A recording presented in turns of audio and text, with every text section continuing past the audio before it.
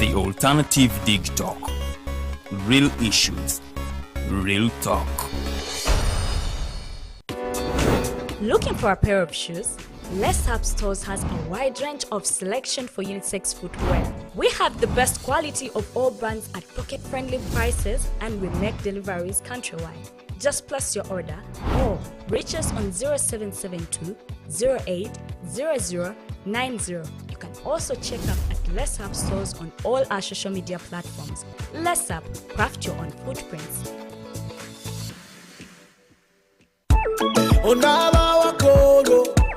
Atabe kula bonita abiri kumunana kuno mwezi Tulyahabwe kula bonita bambi tukubukinze olwoluna kutukwesose omuwagizi botuwetaka era tukwesunga tusooka n'abato kuyingira mutwalo January 28 ate main show ebiri kwetano tebo ya tano charite concert eno yansonga lwatunyumirwa kwobokera tugenda kubasesa kuwulira bubi nnyo kono. The phone service center Chidaka from Mobile Success Motors and Med Recruitment Agency Limited. Hams before. This is Salune Chanja. Let's Sanyuka TV.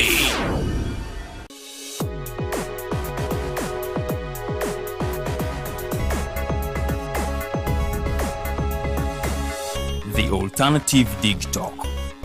Real issues, real talk.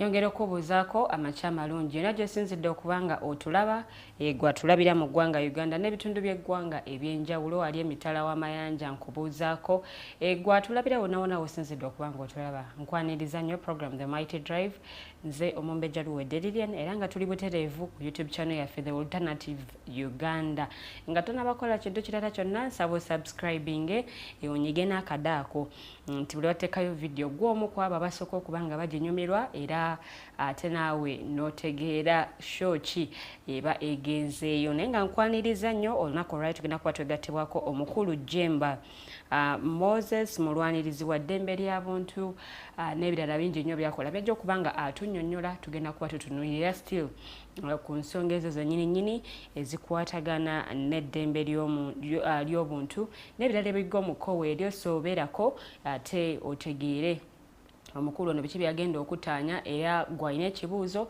awo nno wenkusabira naawe okiteeketeeke bw'obanga okirina kiteeketeeke okiteekewaawo mu comments nja kubanga mbimuweereza omukulu ajja kubanga abiddamu bulungi nnyo naye nga nkutegeeza nti tetuli ku YouTube kokka tulina ku Facebook The Alternative Uganda oba Digital TV omukutu gwonna gw'onaaba osanze ogwa Alternative Uganda oba Digital TV ng'omanya nno yeffe abali erudde eyo so era nayo nkusaba like nga pages zaffe gwe ali ku Twitter The Alternative Uganda ne ku Instagram The Alternative Uganda gye mikutu kw'osobola okuyita ate n'otufuna bulungi nnyo kale nituba nga tutambulidde ate wamu ffenna naye nga akadde kano ndakubanga nkuwa ebimu ku ebyo ebikoze amawulire oba ebitambudde mu mawulire by'otaasobodde kubanga olaba naye ng'ate byabaddewo ffe wane waffe Uganda munange amawulire gaba mangi nnyo era bw'ozibirizaamukko bw'oti n'otemya wabawo amawulire amalala ate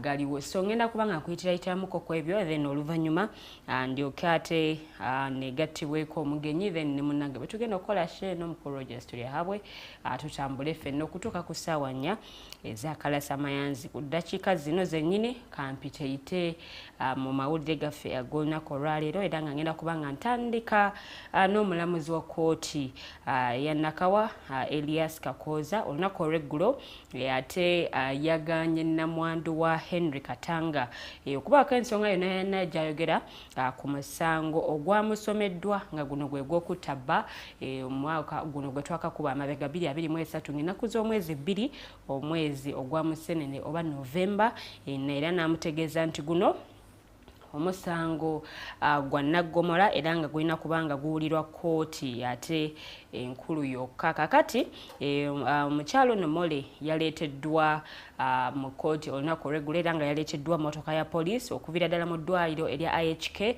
ng'okumuleeta kuno kwava ku DPP okubanga munnange yavaayo ne yeemulugunya n'ategeeza nti omukyalo ono ate bukyanga akuwulira musango gutandika abadde talabikangako mu kkooti emirundi gyonna gye bazze nga bamuyita bamuleese naye nga asibiddwa ku mutwe alinako bandage ku mutwe so nawando ku mikono wabaddewo abibabadde bamusibye nga kigambibwa nti naye ya sustaining injuries omwami we lwe yafa era nga munnange bwe yatuusiddwa mu kkooti akagereke kiri nti kkooti eno yabadde ate ina buyinza buwulira musango nga guno kakati bamusindise ate mu kkooti enkulu eno ng'agenda kutandika okuvunaanibwa ogw'obutemu era nga oludda oluwaabi alwesigamye ku bujulizi ate obwabadde mu alipoota y'abakugu era munnange yeno nga yalaze nti omwami Henry Katanga yasangibwa ate n'obuganga obw'amasasi mu mikono gye so ezo ensonga bwe zityo bwe zikyali mu kkooti naye nga n'abaana mu musango guno ate nabo mwebali nnyo olw'ensonga kigambibwa nti bagezaako okubuzaabuza obujulizi so ne mukyala Mole Katanga ate naye olunaku olw'eggulo bw'atyo bwe yalabise mu kkooti yabadde ekubyeko bukule naye nga bo bannamateeka ba Mole Katanga basabye kkooti ate eragire abasirikale munnange aba Uganda Police okubanga bamuka amaka gaabwe era nga gano bagasalako ate okuva mu Novemba omwaka oguwedde nga 2 era nga eno munnange gye baasiisira wabula oludda oluwaabi lwawakanyiza kino ne luwanga lutegeeza nti bambega ba poliisi ate balina ebisumuluzo bya kisenge byokka era nti Mole ebisumuluzo bye balina by'ekisenge ky'omukyala Mole Katanga era n'ategeeza nti tewali musirikale wa Uganda Police yenna ate agenda kubanga akuuma amaka gano era nga kino kyasanyusizza nnyo ate abasayidi ya mukyala Mole Katanga so ensonga ezo bwe zityo bwe zikyali mu kkooti era nga ono yasindikiddwa zira ate agira abeerayo okutuusa ate bwe banamukomyawo mu kkooti okweyongera okubanga bawulira okusaba kwabula ate bannamateeka be basabye ono agire nga asigala afuna obujjanjabi mu kkomera eruzira naye nga abagenda omujjanjabi bajja kubanga bakolera wamu n'abasawo be kale asobole okubanga afuna obujjanjabi ensonga ezo bwe zityo bwe zikyali era nga nazo tulinze gye zinaggweera kale awo nawo nvuddewo neyongeddeyo ate mu NUP era nga amyuka president w'ekibiina kino era nga yabadde akulira oludda oluwabula gavumenti njogerako yabadde yakulira ate amyuka omukulembeze w'ekibiina kya NUP wano mu Buganda ate nga yabadde akulira oludda oluwabula gavumenti mu Parliament ye mubaka owa Nnyindo Mukungwe mu Parliament ow'ekitiibwa Mathew Mpuuga Nsamba olunaku olw'eggulo ate yayise olukiiko lw'abakulembeze ba NUP mu kibuga ky'e Masaka era nga yasabye ebyo nno byonna ebibaawulayawula ate okubanga babiteeka ebbali okusobola okulaba nti batwala ekibiina kyabwe mu maaso. Mukulu Mpuuga ate yalangiridde olutalo kwabo bonna bannakibiina ki NUP abavumaganya ekibiina ne kituuka n'okusongebwamu olunwe era nga bano olunwe lw'abasongamu balusonga mu bawagizi okunnokosa n'abakulembeze baabwe naga nti munnange bino bivumaganya ekibiina era nga kuno kuba kwewebula kwennyini era yabadde asisinkanyemu abakulembeze ba NUP Masaka era ng'eno munnange gyeyogeredde ebigambo bino. Nvuddewo awo empita ayitamu olukwakwayo olw'ensonga nti omugenyi waffe emezedde okuba nga atwegattako, so saagala kumulwisaawo ajja kuba nga atwegattako mu dakiika ntono nnyo. Ye munnamateeka Michael aboneka olunaku olw'eggulo yaddukidde mu kkooti Taputa Ssemateeka nga awakanya ate ekyababaka ba Paalamenti munnange okubanga balondebwa ate ku bwa minisita. Mike aboneka yabadde wamu ne munnamateeka we George Musisi era nga bano bategeezezza nti ababaka ba Paalamenti okulondebwa ku bwa minisita ate kibalemesa nnyo kutuukiriza obulungi obuvunaanyizibwa bwabwe omuli n'okubanga balondoola emirimu gya Paalamenti kubanga kati baba bafuusa ate kitundutundu kuyo. Bwe badde boogerako ne bannamawulire mukulu munnamateeka aboneka yategeezezza nti talabangako minisita yenna ate atuula mu bukiiko bwa Paalamenti kale okubanga balondoola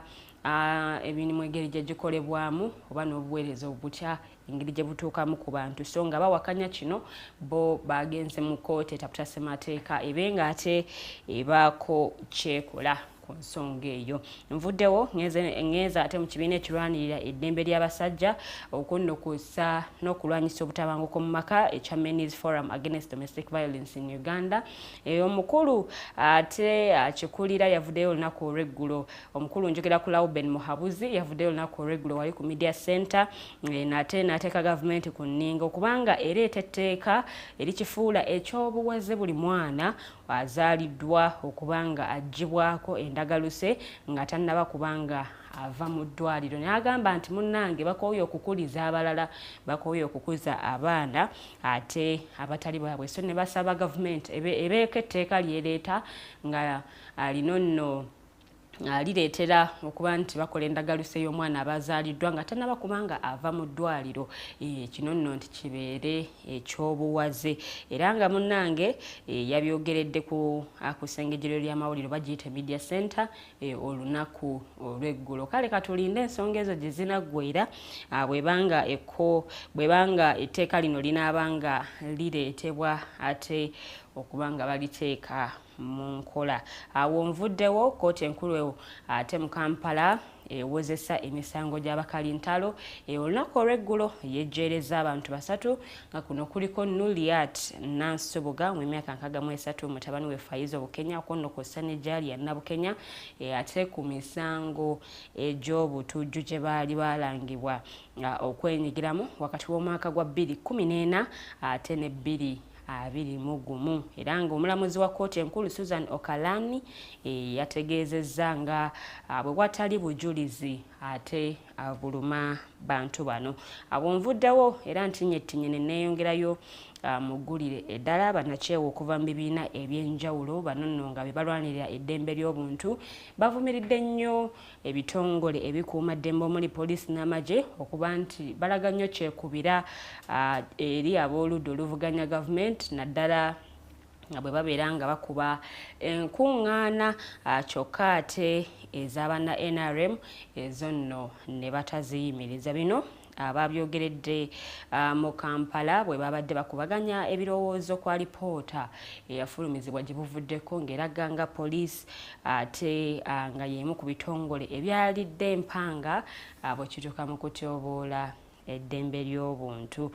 Awo nvuddewo era nga ngenda kuba nga mpunzika n'ekibiina ekitwala omupiira mu ggwanga erya Algeria bo baafumudde abadde omutendesi wa ttiimu y'eggwanga Djamel Belmadi era ng'ono yafuumuddwa oluvannyuma lw'okulemererwa okuyisa eggwanga ate mu bibinja bya Africa Cup of Nations ebigenda mu maaso. Algeria yebaddemu kweza ensi ezisongeddwamu olune kale eziyinza okuba nga zituuka oba ku final oba munnange n'okuba nga basobola okutwalira ddala ekikopo kino olw'omutindo omulungi gwe bazenga boolesa emabega naye ku mulundi guno bw'otunula performance yaabwe ate tebadde nnungi kale omutendesi ne baba nga bamufomodde kakati updates zaffe ngenda kubanga nzikomya wano ku ddakiika 22 ezakaita ku ssaawa 2 ez'amakya g'olunaku olwaleero wano ewaffe Uganda. Simanyi gwe tulaba ewammwe ziri ssaawa mmeka naye tugenda mu kuwummulamuko katono nnyo bwe tukomawo omugenyi waffe agenda kubanga atwegattako omukulu Jjemba Moses ne munnange Rogers Tulyahabwe. Discussion yaffe etandikirawo wennyini. Good morning.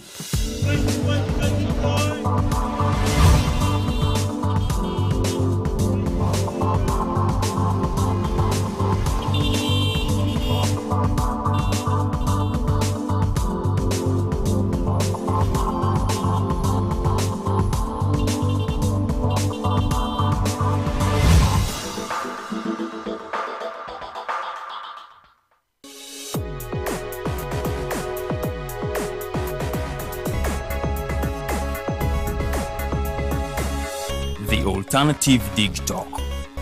Real issues, real talk. Looking for a pair of shoes? Les Hub Stores has a wide range of selection for unisex footwear. We have the best quality of all brands at pocket-friendly prices and we make deliveries countrywide. Just place your order or reach us on 0772 08 0090. You can also check up at Les Hub Stores on all our social media platforms. Les Hub, craft your own footprints.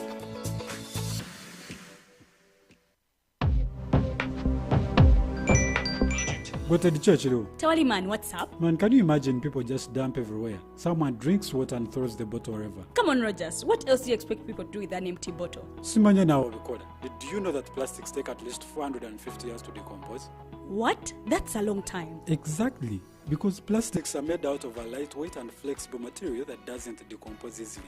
And plastics everywhere in the environment cause plastic pollution. What is plastic pollution now? It is the accumulation of plastic waste in the environment, like bottles, polythene bags, straws. All of these contribute to plastic pollution. I have been using them without knowing their effect. Yeah, a lot of people have. Plastics are a danger to the ecosystem, both on land and in water. So how can we overcome this problem? Is there something we can do? Oh yes, we can reduce by minimizing the use of plastics, reuse by repurposing them, or recycle by collecting and processing them into new products. Everyone wants to change the world, but no one wants to change themselves for the world. How about we change our habits for the world? And it starts with me and you. This message is brought to you by Alternative Digitalk. Onaba wakolo achabe kula bonita abiri kumunana kuno mwezi tulyawo kula bonita bambi tukubukinze olwoluna kutukwesose omuwagizi bwetuwetaaga era tukwesunga tusooka n'abato kuyingira mutwalo January 28 ate meinisho ebiri kwetano tebo ya 5 kyalite konsati eno yansonga lwatunyumirwa kwobokera tugenda kubasesa kuwulira bubi nnyo kwono. The phone service center Jjemba Mobile, Success Motors, and Med Recruitment Agency Limited. Hams before. This is Salone Chanja. Let's Sanyuka TV.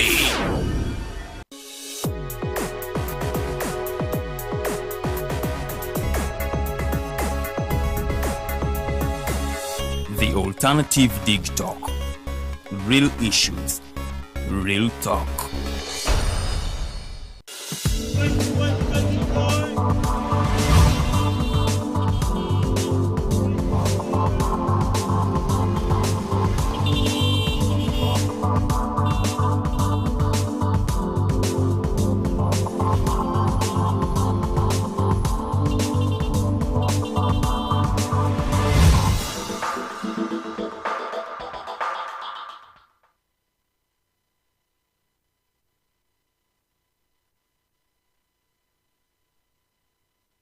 Ngero kulamusaako gwe ate atulaba mukadde kano manyi drive a program jogena maso n'okubanga olaba nze mubeja Luwedde Lilian mu studios ntuddemu n'abakulu babiri mwami Rogers Tulyahabwe n'omugenyi waffe olunaku olwaleero mukulu Jjemba Moses. Tugenda kubanga twogera ku nsonga ez'enjawulo ezikwata ku nsonga z'eddembe ly'omuntu n'ebirala bingi nnyo naye nga nkwetegeeza nti tuli butereevu ku YouTube channel yaffe The Alternative Uganda. Nkusaba subscribing kale tube nga tutambulira wamu si ku YouTube kwokka kwe tukolera ne ku Facebook osobola okuba nga otufunirayo bulungi nnyo ate ne tusobola okuba nga tutambulira wamu.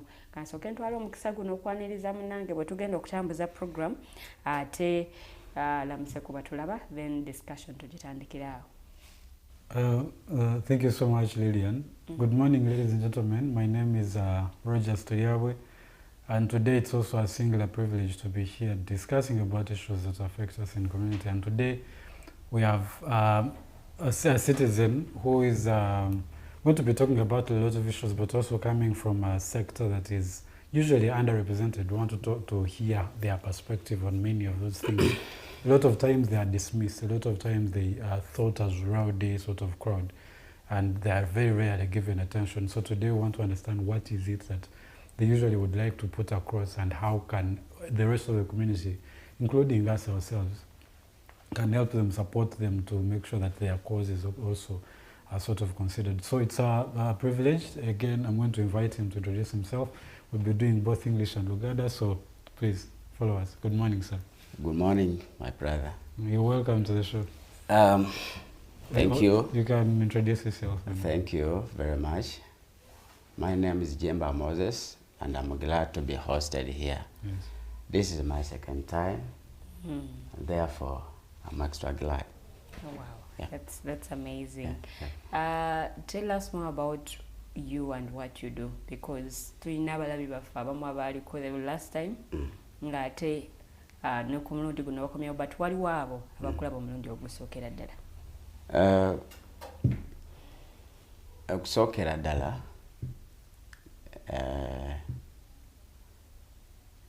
njagala kuddamu mu Luganda.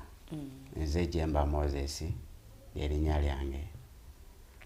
Ndi muvuzi wa boda ate nga ndi mulwanyizi wa ddembe ly'obuntu. Era tuyina ebibiina bingi mwe twegattira ebirwanira eddembe ly'obuntu, ng'ekimu bakiyita Lubaga Social Justice Center, ekirala bakiyita Human Rights Defenders Union. N'olwekyo tugezaako okusensitizinga community n'okubeera nga tumobilizinga community okulaba nga tubasomesa, ne mu boda industry okulaba nga tukola omulimu ogwo gwennyini, okulaba nga buli muntu amanya eddembe lye naki kyalina okukola mu layini eyo. Okay. Ndowooza katutandikire ku nsonga z'ababodaboda n'eddembe lyabwe ery'obuntu. Mu nkuŋŋaana zino ze twakakuba amabega, ababodaboda mwafuba okuzibategeeza kuba nammwe mwennyini mwazitegeera bulungi, because be bamu ku bantu abasinga okukosebwa mu nteekateeka eno. Mu area yaffe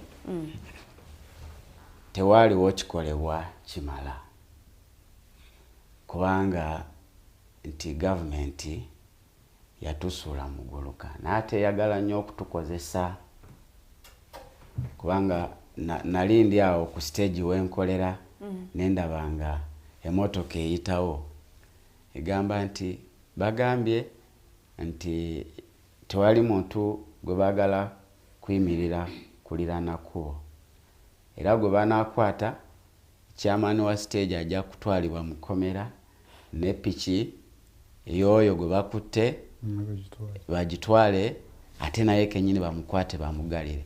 Era bibaddewo bingi, abantu bangi bakwatibwako piki zaabwe ne ziwambibwa ne bagalibwa mu makomera, ne kakati bakyaliyo. Ne kati nga twebuuza, kati pikipiki ogikutte oli alabirira famire, pikipiki yemuyambako, ate naye omukutte ani agenda kuyamba ani? Kale n'ogenda okulaba nga obuliddwako ewaka ne mu kibira. Embeera eriyo mu industry eyo. Okay.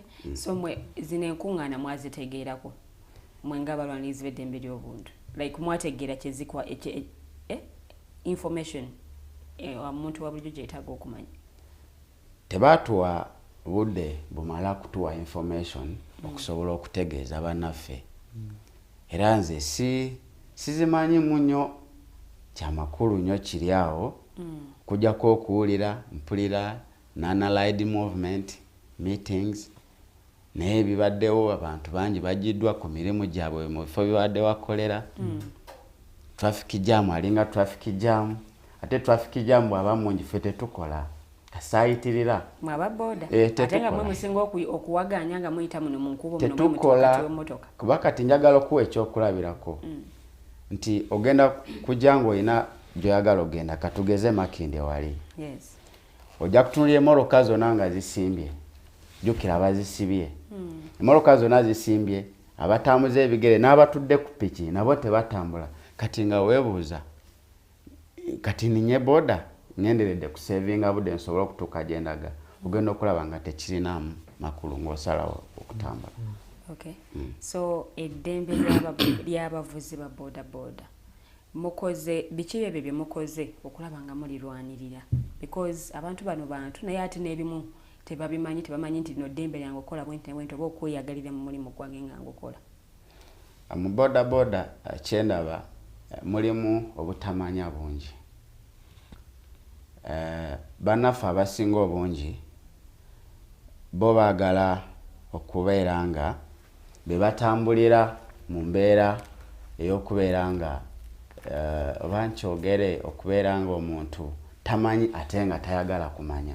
Abamu si bonna kuba kati waliwo ebibiina bingi abantu bagulawo ebibiina ne babitwala ne babiwandiisa naye ogenda okulaba ate ebibiina ebyo nga bye biyambako security ate okunyigiriza eddembe ly'abannaabwe.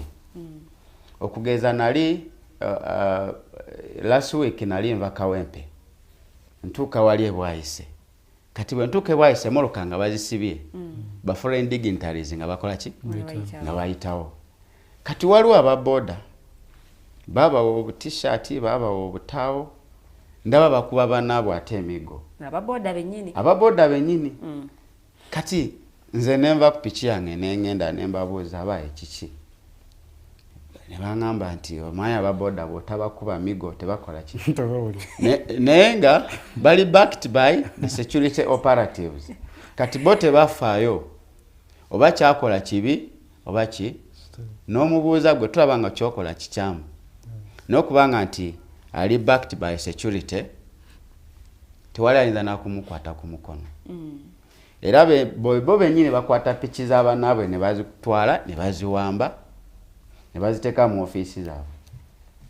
Kati wogenda okuddukira eri ebitongole ebikuumaddembe n'obanyonyola bagamba naye kino nga kikolebwa bwe kiti bagamba abantu abo bajja wano ne twogera nabo ne bwe bamala okuvaawo nga tebagende wa minisita kati ffe tetusobola kuteekesa kintu kyonna mu nkola ate nga ne minisita naye akoze ode ye. Kati ogenda okulaba nga waliwo okuubagana.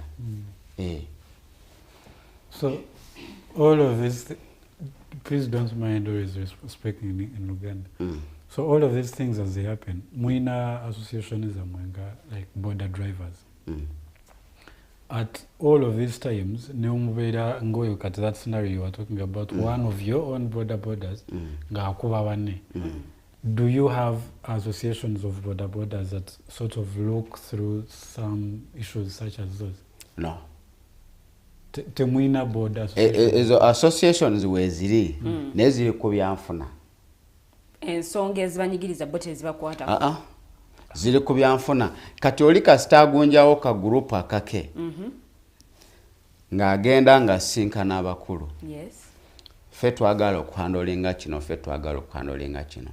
For example baba baagala okweteekamu image ey'okuba nga bapreventinga crime naye ng'ate mu kwekwekamu image eyo bapromotinga ki crime, they are committing crime.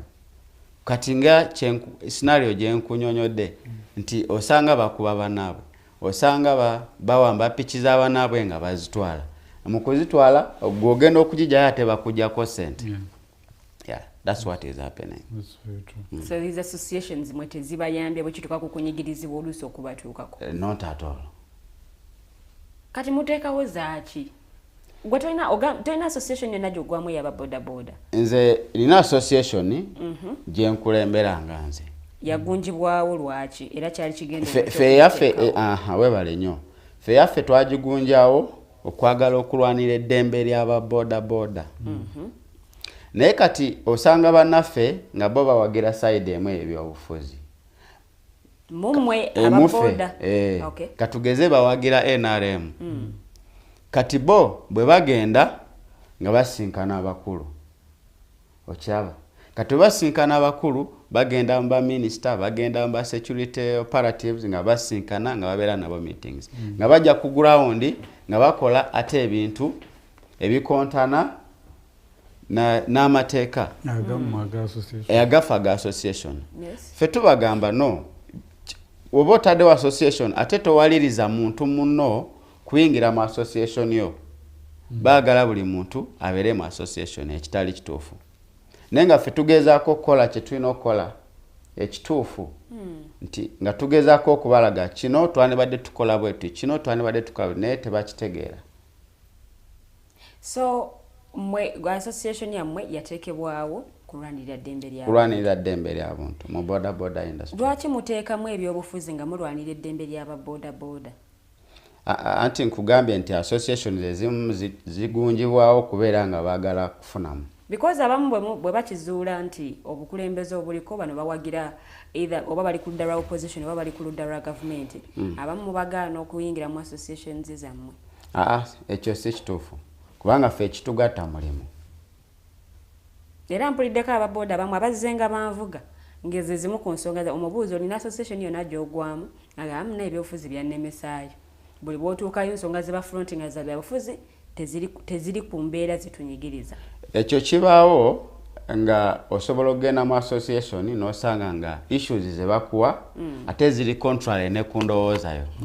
Kati oba tosobola kugenda mu association ogireka bulesi n'odda ku byo n'okola ki n'okola emirimu gyo egikutwala mu maaso n'oba nga tolinawo ogwa nga gw'obitunuulira butunuulizi bw'oti ng'olaba birabe kubanga ogenda okulaba association ezimu ziri attached to political parties kati n'ogamba kino nze tekijja kunyamba kuba bwe naagenda eri jjukira naawe ate oba awo olina ky'owagira nga gwe ng'omuntu wadde toli political activist naye ate olina ky'owagira ng'omuntu. So n'obanga kyowagira kiyinza okulemesa okuyingira nga tosobola kugenda mu association. Kano si kabi. So let me ask, you have an association you lead yourself. Is that association based on any political leanings? No, for us we are mixed up. So what is stopping you to speak about those issues that are affecting the border industry, representing all of those, whether they are belonging to any political party or not? Just like I have told you, for us we have done our part and we have offered what we can. But you see these people, every day we get new members of Boda. Every person buys a motorcycle, they come and join the industry. There is nowhere we can go to sensitize these people. That if you go on the road, you have to ride like this. You have to behave on the road. Yes. That's why we have different cases of indiscipline in Boda industry. Yeah. Buli boda ina buli stage ya boda inako chairman. Yeah. Tolooza nti mwetaaga kwengeginga n'abachairman bano okutuusa obubaka kwaba aba boda because owa boda onajja kuwulira nnyo mu chair. Ayinza obutawulira muggwe omukulembeze wa association ninaawulira mu chairman wa stage ye wakolera. Tugezaako n'ekyo kikola n'oluusi kigaana nga bwe nkigambye nti buli lunaku omuntu agula pikipiki najja n'akola ki n'ayingira mulimu kati abala tebagala kuwulira bintu ebyo yafa ku kimu nze nzize ku mulimu gwange nkoze nzize yeeka. So if issues happen in Gamba during these meetings that have been happening, ne bajja ne batwala someone's boda ne bamusiba and all of these things, who now sort of runs after them, who advocates for their release? Buli omu abeera kubwe abantu wali bamutwala ne bamusiba. That's the end of it. It's on you, whether you come out, whether you do not. At that point, where do you as a sector, as an industry, come together to sort of fight issues such as those? For us in our association, we are trying to help those people. if we get information, those who are we reach members out. of your association or everybody? Even if he's not a member, if I get any information concerning about that incident, I just go where the motorcycle was taken to, and then I help that guy to come out, and then there is the motorcycle. Yes, so that he can go back and take care of his family. Yeah, that's what the best we can do. Naye boda nyingi nyeze ku police zino waliwo ziri ku police stations ez'enjawulo n'olabanga boda zitubidde bwe ziti abantu abo nabo mugenzeyo ne mubayamba because aba boda bangi waliwo incident yaliwo I think mu COVID-19 omwami omwe yeeyo kyolwa boda y'okubanga yatwalibwa agenze okuwaayo ssente ate bamugamba gino 10 tegimala yongerako 10 Owe Masaka. I think yes. I remember that incident. Yeah. So nabano nabo mugendayo ne mubayamba bano be bakutteko boda zaabwe oba mmwe ebyamwe bikoma just wali ku nsonga eziri serious. Kati gwayagala okuyamba oluusi kituwe tufuna akaseera akazibu ntosobola kugenda ku police station n'obuuza epipi kyeno yani basobola okuwa mugundi mu register nti ino pichi bagikwata olw'ensonga neno ezo details nozifuna tosobola kumanya yani kati ffe betusobola okuyamba bebo abajja mu office yaffe oba nakusanga ku stage w'okolera nakugamba munange pichi yange bagikwata ate nina omukyala n'abaana wakati balina kyakulya wakati balina kyakulya nawe n'okitunulamu bwoti mu bwongo obwo mu ndowoozayo ne weebuuza kati ono abeerawo atya kubanga epiki yemuyamba yeweerera abaana baba balwadde esasula amasannyalaze ewaka kulya buli kimu bills zonna kati agenda kuzisobola atya okuzihandolinga nga piki bagikoze ki bagikutte kati ng'omubuuza eri luddawa wakubuulira gyeri ng'ogenda leeta kaadiyo tugende ffena tukole ki tukuyambe bw'oba tokisobodde ng'osobola okusigira n'otuma omuntu omugala yamba omuntu ono n'asobola okuyambibwa akapiki ke n'akafuna n'agenda akola ki asobola okubeezaawo famire naye ng'okunyigirizibwa kungi nnyo. So it looks like okunyigirizibwa okwo okungi a good part of it is caused by the bodas themselves, border riders at that. Okunyigirizibwa okunyigizibwako wekuli ne kuliko parties zombi. Yes, naye okusinga kulabikanga kuva ku side eyammwe kubanga ekisooka temuli organized ekyo kyekimu. Kati ndozo bwe mutuuka ku nsonga ezammwe zibaluma ate abalala bali mu politics buli omu ali kundi nze ku lwange buli omu and God for all. Katonda kubabona. Nze ndi ku lwange. Olowooza nti singa the border industry bagitegeka a bit like it was organized a little bit, do you think some of these issues would have been avoided? And maybe if you like to continue out also about that, how do you think that can be solved, all of those issues? You see this kind of situation is being caused by the ruling NRM. This is what I'm talking about. Okay. Listen, I'm telling you. Okay. Because those people are forming the association, some of them, they are attached to the ruling NRM. And what they do, they go and link up, they convene meetings with security operatives. Thereafter, they go and meet the ministers who are responsible to handle such matters concerning about border. So the security can issue guidelines. Later, these people, they run to the minister, and then the minister also issue another instruction. So you find that the instruction issued by the minister contradicts with the instruction or with the guidelines which are set up by the security operatives. So those are some of the problems we are getting. So you do not know which one to follow. You are here and here. That is.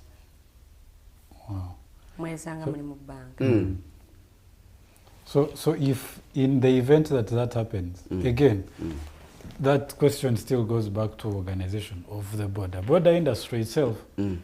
If, for example, you knew that you had a head, for us as border sector, tuina ekitongole kyaffe ekitukulira kyekino, and every communication will be coming from that, that concerns the industry as a whole.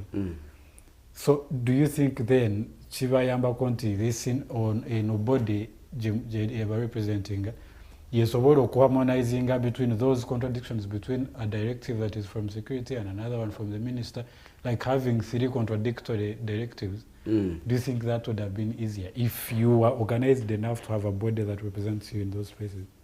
You see, the better solution to sort out all these problems is to leave the government entity to handle all matters concerning about border industry. That is KCCA. It is KCCA to create a law that can streamline border industry. But the problem, we don't have a law. And anything that has no law is false, because it has no guidelines. What will you follow? Because you can follow something basing on the law that this must be followed, because the law stipulates that you will be following this A, B, C, D. If any person doesn't follow this, it will be an offense. The charges, you'll be charged, taken to court, and sentenced. So we don't have a law. So if the KCCA try to streamline, the politicians, they also intervene and say, please, stop handling those people. Yes. That's a very, very big challenge. There must be a law to follow by border industry. The problem, we don't have a law. So if bisobola oba okutereera kubanga buli muntu ajja okukola ng'amanyi ngenda kugoberera kino, ngenda kugoberera kino, ngenda kugoberera kiri. Naye kati omuntu abalala bava eri mu kyalo atunze ekibanja kya jjajjaawe ekyokulekayo omwana alimira emmere n'ajja agula piki. Oba afunye mukwano gwe amuwadde, kati waliwo gundi companies zigaba loans. Yes. Agenze efunye mukwano gwe amuwaddeyo emitwalo 5 nga gitwala oli nga agiteekayo national ID nga bamuwa piki nga agivugira ssente nyingi. Kati ebyo byonna bizibu ate nga loans companies ezo zirimu bakulu be bazirimu be bazandolinga ezisinga obungi. Somwe temulina wakuddukira ku nsonga ngazi. Tetulina wakuddukira. Tetulina wakuddukira, era tuli mu bbanga. Byakusomooza ki bye musanze mmwe ng'abakulembeze ba associations zino mu kwagala okulwanirira oba okutereeza omulimu gwammwe? Tugezaako okukola kye tulina okukola. Naye by'okusoomooza nga bwe nkugambye, kati gy'olaba gurupu eri n'olaba gurupu eri, ebigendererwa byayo birala n'ebyeno birala. Kati ebigendererwa byeno ogenda okulaba nga bafokasinga ku byanfuna byokka. Ayagala asinkana omukulu bwe tutuuka mu campaign period basobole okugenda, ffe tulina abantu tumobilizinze naye nga tebayambye bannaabwe. Kati ebibiina ebimu omanyi mu politics majority, bw'obeera ne majority olwo buli kimu kiba kijja kutambulira bulungi. Kati ne politician naye alaba nti ono alina abantu gwenja okukola ki, naye nga ate byakola ku ground biki bikyamu. At the end of the day ogenda okulaba nga tuli stagnant. Ate bwekituuze ku kudiiringa ne bannammwe bennyini nnyini bonga abantu ssekinnoomu osoomozebwa ki ku musanze nga si kulobinga eri bakulembeze wabula bo bennyini nnyini bannammwe be mukola nabo? Okudiiringa nabo okutya? Bwe baba bafunye okusoomozebwa kwonna kwonna oba okubategeezaako ku biki bye beetaaga okuba nga bakola because babatenda okuba ab'emputtu. Kituufu. kituufu Emputu emputu nyingi nyo emputu nyingi obuzibu ekireeta emputu ezo okwenyuma kubanga ffe naye nze ate kitali kunze oba ne bananga abamu kubanga ffe ewaka waffe batukuza ewaka maama nga akugamba omuntu aba akusingako obukulu n'abako kyagamba omuwuliza n'omuwa ekitiibwa kiyinza okuba kikyamu nawe omukola ki omuwuliriza n'omuwa ekitiibwa kubanga yakusinga naye kati wano ekiri wano waffe oli agamba oyo avuga omusaabaze wa 200 nange gwe nvuga tuli mu level yemu tamanyi background yo tamanyi gwe byokoze tamanyi oba oyina emirimu emirala gy'okola okiraba kati niwabawo okwenyuma nti omuntu niwaba oyina ky'omugaidinga oluusi agaana okuwuliriza n'abamu tubanyonyola n'omugamba owaye nti oze okukola naye ng'olabika bubi odugala so kugenda oyambale so kugenda oyoze so kugenda onaabe engato ogikuba eddagala olabike bulungi naawe ku mulimu omuntu nowaba wakuwa 15 ajja kugamba akasanvu bwoba okamusabye alaba nga kakujjamu kubanga naawe ogezaako kukola ki okwefaako naye atunuulidde we n'olishabe ow'15 ajja kuwa 20,000 kubanga nze sivuga basaabaze bangi okubeerawo and by the way that's sivuga abasaabaze bangi nvuga abasaabaze batono ate mbeera ku stage yange nze sivaawo oba oyina ebitala gwe byokola tewali ababoda abamu balina omuze ogutuula ku luddo ng'akeera ku makya ne bakuŋŋaanira balina stage ewe bakuŋŋaanira ne balyoka bakuba luddo okuva ku makya paka olw'eggulu ne batuuka okunyuka nga talina yadde 10 natandika okuggula ku banne abaakedde okukola olutalo either okubabba oba okutwandika okutwala bakasitoma n'abaferera mu kkubo newesanga ng'emisango gizeeyo bewa chairman wa stage oba gize ku stage nti oboda ono yeeyisa bwati ne bwati kati ekyobubbi kansoke njogere ku kyobubbi ekyobubbi tekiri ku boda industry kiri ku muze gwa muntu wamu buli sekita yonna mulimu abaki ababbi ne mu government obalaba ababbi batubba buli lunaku batubba owulira corruption scandals nyingi mu ministry weti mu health mu education mu agriculture n'owulira sente zabuze kati abantu abo nabo abaliyo nabo bageraageranye ne bana ababoda abali eno ababba bannaabwe kwata oli yataali waggulu abasse bangi nnyo okugeza esente zireeteddwa za kuyamba bantu kugula mosquito net gwozibye omuntu ensiri emulumye kuba talina siringi kasanvu oba kakaaga akagula mosquito net oyo agenda kufa ensiri we muluma ate n'ezeddwaliro teziriwo ate mu government hospitals temuli ki temuli ddagala ogenda okulaba ng'omuntu akoze ki kuba mumanyi reports muli bamawulire reports muzifuna nti omusujja gwa malaria guta abantu ba percentage ki kati simanyi wetuuse naye nga abantu bangi bafa kati ogenda okulaba nga bali ababbi ate baleetedde abantu okola ki naye naffe ate kituluma oba kitwewunyisa okulaba nga ate ababbi obamutwala mu anti-corruption court ng'agenda koti ng'emusomera omusango nga bamurimandinga eruzira ng'agenda ng'ateekayo bail application the following day ateekayo bail application abagamba kale ajja kukomawo next week ng'akomawo next week nga bamuwa bail ng'akola ki ng'afuluma n'abantu nga bafudde sente ezikoze ki zigenze eggwanga lifiiriddwa tewali recovery yonna IGG naye ogenda okulaba nga takoze mulimo gwe poliisi tekoze mulimo gwe kati ogenda okulya president ng'agamba nti IGG abantu abo babba sente bagende kompola kati ogenda okulya ng'obubbi buviira ddala eri waggulu ne bukka wansi kubanga mu gavumenti yennyini bubanga mulimu ababbi neno wansi kigeraageranye nayo nagenzeyo bugenzi kukugirayo kyakulabirako nti obubbi tebuli mu boda industry yokka ola muze gwa muntu okira muze gwa muntu naye ate bwe bajja eno mumwe baze mu campaign mu election ate bwe mukubira mu ngalo nze nakigaana ekyo bwe muwana ekitiibwa ne mubawo ekitiibwa yes honorable mwita honorable those are horrible They are horrible, not honorable. Why do you call them honorables? They are horrible. No, they don't deserve. They are taken to honorable. They are horribles. They are horribles. Kubanga ebintu bebakola biri harmful to the community. Okay. Yes, biri harmful to the community. Kati mumu bayita batya ba honorable. Ne mbakubira mu ngalo. Najja ne mu ntebe n'omuviira yatule honorable. You are most welcome.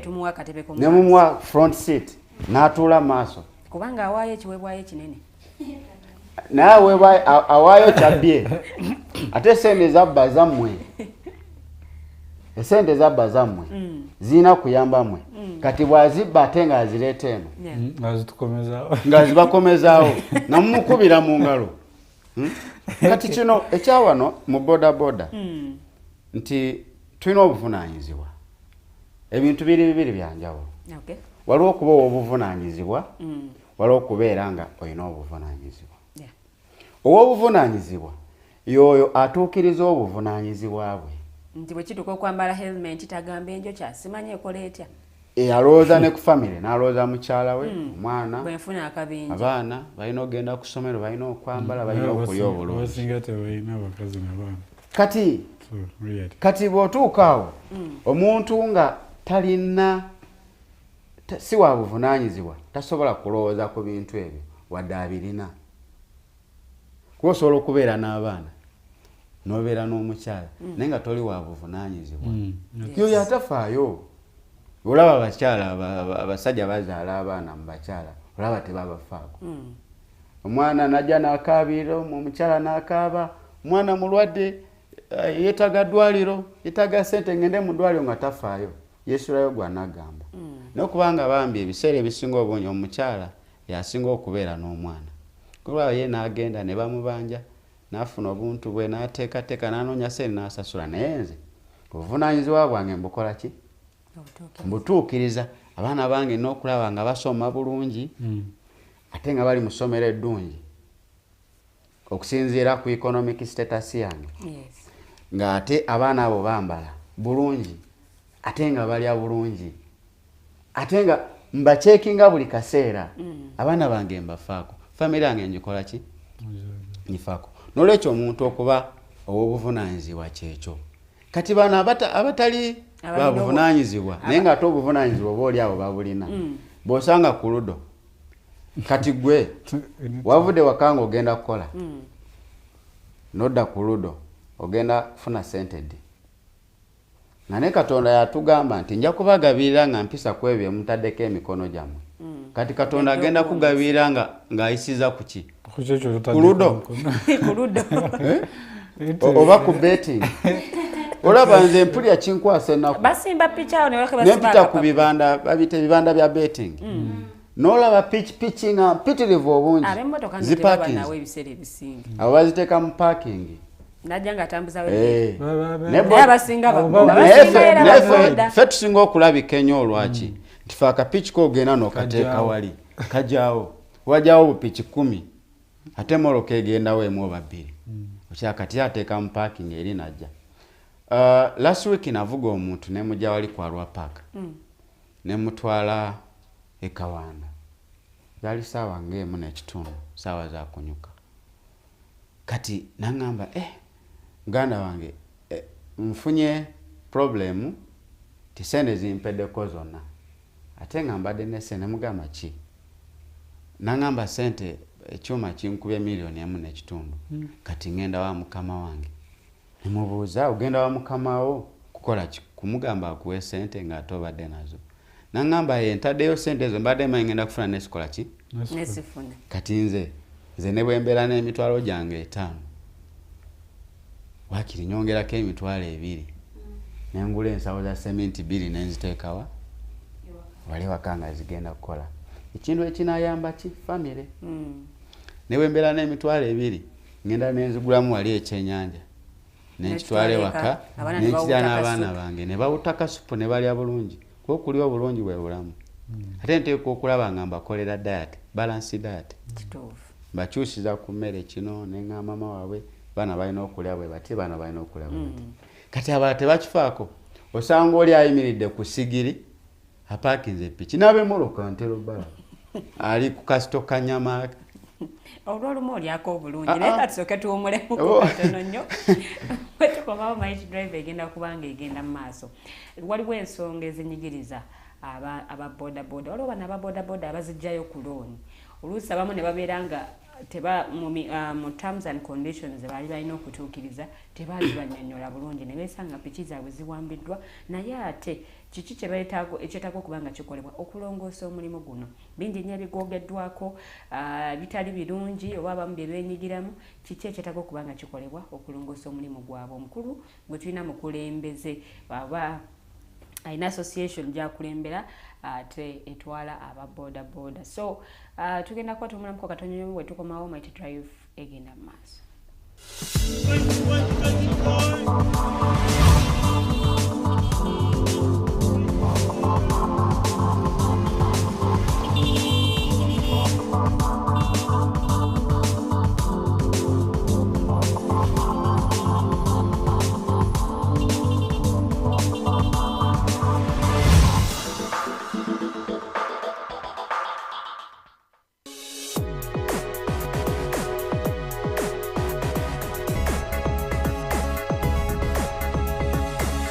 The Alternative Dig Talk. Real issues, real talk. Onaba wakolo atabe kula bonita abiri kumunana kuno mwezi tulyawo kula bonita bambi tukubukinze olwoluna kutukwesose obuwagizi bwetuwetaaga era tukwesunga tusooka n'abato kuyingira mutwalo January 28 ate main show ebiri kwetano debo ya tano charite concert eno yansonga lwatunyumirwa kwobokera tugenda kubasesa kuwulira bubi nnyo kono. The phone service center Chireka, Afro-Mobile, Success Motors, and Med Recruitment Agency Limited. Hams before. This is Salone Chanja. Let's Nyuka TV. Hi Rogers, can I ask you something? Shoot. What does corruption mean? Well, summarily, corruption is abuse of public power for personal gain or for the benefit of a group to which one owes allegiance. For example, when a public office is abused by an official accepting or soliciting a bribe. By the way, private people can be corrupt too, like bribing police officers to escape fines. Okay. So exactly how does that concern me? Well, do you pay taxes? I guess, yeah. What does that have to do with this? Everything.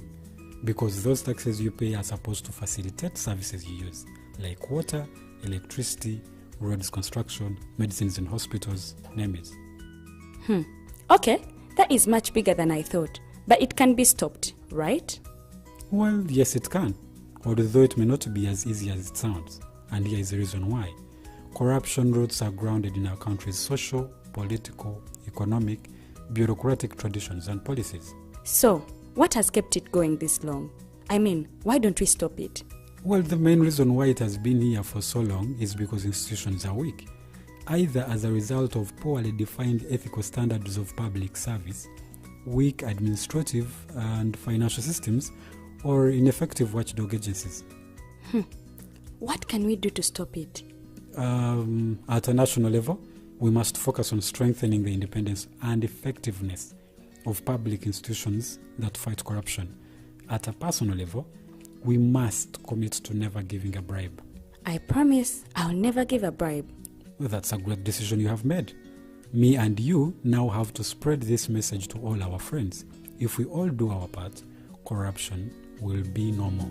This message is brought to you by Alternative Digital. Looking for a pair of shoes? Les Hub Stores has a wide range of selection for unisex footwear. We have the best quality of all brands at pocket-friendly prices, and we make deliveries countrywide.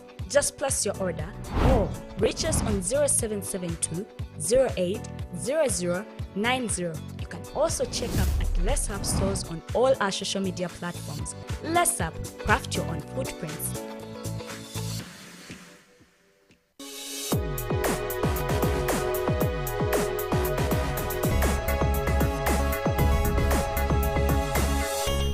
Alternative Dig Talk. Real issues, real talk.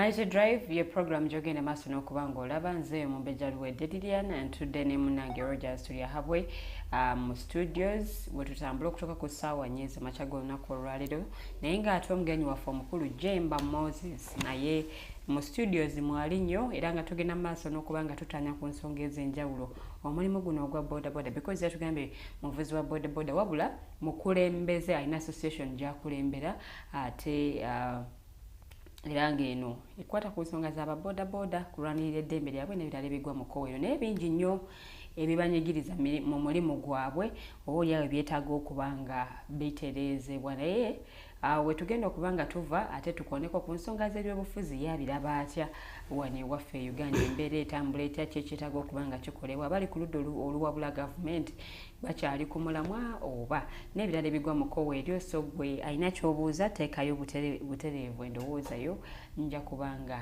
ngisoma tuli butereevu ku YouTube channel yaffe The Alternative Uganda nsaba subscribing ate tutambule ffenna munnange otegere ne shows ennyingi oba ennyuvu zetulina ate nezetukola so tutambule ffenna bwe tutyo ate otegeere bye tukola bye biri luddawa alina akalango tusobola okuba nga tukolera wamu ate okutereeza eggwanga lyaffe naawe business okugikuba abantu mu maaso bategeere ebyo ebituufu byokola kakati nyanzireyo wa mwami Jjemba ensonga zino ezinyigiriza ababoda bagenda mulina okuddamu okwewandiisa kino kibaawo mu phases ez'enjawulo era nakati baagaye mwetaaga okuddamu babawandiise bamanye ennamba y'ababoda eri mu kibuga Kampala baoperatingiramu wabula ate n'okumanya abali mu mulimu guno be bali luddawa kino kinaatereeza omulimu gwammwe kansooke nkubuuze wadde ombuuzizza bagenda kubawandiisiza mu tteeka ki ekyeteeka kyo tusooke tukireke naye just baagala kubawandiisa bamanye nedda abali mu mulimu guno be bali luddawa nedda nga exercise yonna mulimu guno ekolebwa wateekeddwa okubeerawo etteeka mwe bakolera yes mwe bakolera babawandiisiriza mu tteeka ki etteeka ligambe nti oluwa boda yenna alina okukola ki okwewandiisa tumwagaza kino tumwagaza PSV tumwagaza permit twagala nga alina reflector twagala abeere nga ayambadde engato tetwagala wa boda kwambala niigina owulidde kati bagenda kukola exercise eyo nga bagikolera mu tteeka ki ekintu kyonna nakugambye ekintu kyonna kyokola nga tekirinaako tteeka likigayidinga kibeera kifu kati bo balina sente ze banoonya njagala kuwako scenario emu bagamba bagenda kuwandiisa boda mu kasaawe kawali ku Kira Road police station ne bagamba buli boda bajagaza emitwalo 7 okwewandiisa mawe training bagamba nti bw'ova mu training ojja okole ki weewandiise kakati bakuŋŋaanya pikipiki ezasukka mu 2,000 in fact minister yagamba kyofa togabye by then yali minister wa Kampala oba akyali simanyi nze sibagoberera nnyo abo batalina makulu oba abeera simanyi I don't know yagamba nti bakawandiisa boda 4,000 boda 4,000 buli boda gibalira emitwalo 7 esente ezo baziteekawa era zakola ki naye exercise yali etambudde ne bagamba order nejja yava waggulu order from above nti exercise eyo mugikomi okuva olwo nakakati tewaliwo muntu yenna yalaba ayingiza accountability ya ssente ezo. Tewali amayinja ezaalaga naye nga zaakuŋŋaanyizibwa. Kubanga buli pikipiki eyagenda nga wali mu kasaawe for training nga bagiwa nga bagijjako emitwalo 7. Yes. Abantu baawaayo obudde bwabwe naye nga bagenda ku traininga ki. Kati oda bwe yajja ne basiizinga gundi eyo exercise ne balekerawo program nerekerawo okutambula ogenda maaso. Ezo ssenene nezikola ki? Oza waliwo yali ayagala okumaliriza ekizimbe kye. Ssenene ezigenda. Kati ogenda okulaba ng'obubbi bwennyini nabo bennyini abo abayisa orders babbi. Ate babbaffe lwakubanga bannaffe abamu tebakimanyi. Naye tugezaako okubagamba nti bannange ekino kye mugendamu nga kifunze saagenda ku training eyo saagendayo. Yes. Kubanga nakimanya bagenda kunziba. Era ne bannange benkola nabo nagezaako okubawa information ne mbagamba ekino kye mugendamu kifu bagenda kutubba. Owaayo emitwalo 7 omalayo wiiki namba. Bonna ku mutwalo. Okukimenyaamenya atokola. Wiiki namba ate omalayo essaawa 12. Lunaku lwonna. Kati wako ogenda kola otya? Essente ezo zaalagawa. Basooke batubuulye essente ezo ze baawa bali be batraininga gye zaalaga n'okubawandiisa. Bwe baava eyo era ne bateekawo bali bawandiisa ku magombola ga KCCA. Batubuulire essente ezo gye baaziteeka. Kubanga buno obubbi bwennyini sigenda kukkiriza nze kubeera mu kintu kyonna kya bubbi. Ffe batukolere etteeka.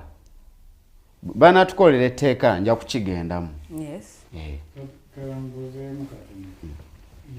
Borders fall under the Ministry of Works and Transport, I think. Yeah, that's right. And there has been that level of extortion and what's not all of the time. It's not new. Certainly, it probably is going to happen again. Wakati baba wagambye kuwandiisa bakyakiyisa ekiragiro nga gyetewandiisiza bagisitula ne bagitwala. So every one of you will be forced to do that. How do you think, especially you as a leader of one of the associations, how do you think sobola engaging some of those people, for example, from that Ministry of Transport?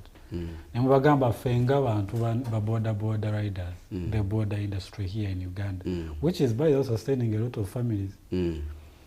How do you think we can streamline ebintu bino tubeeranga temutobye but also netubanga naffe tuli organized okubanga tewali singa mujjanga mwagala twegereza, which is necessary, I think, to train people because of a lot of border riders bakola enziro okukuba which is important for people's health and safety.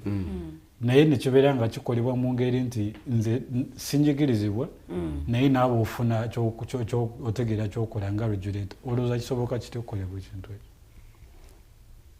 ekyo? Nakugambye nti groups zino nyingi.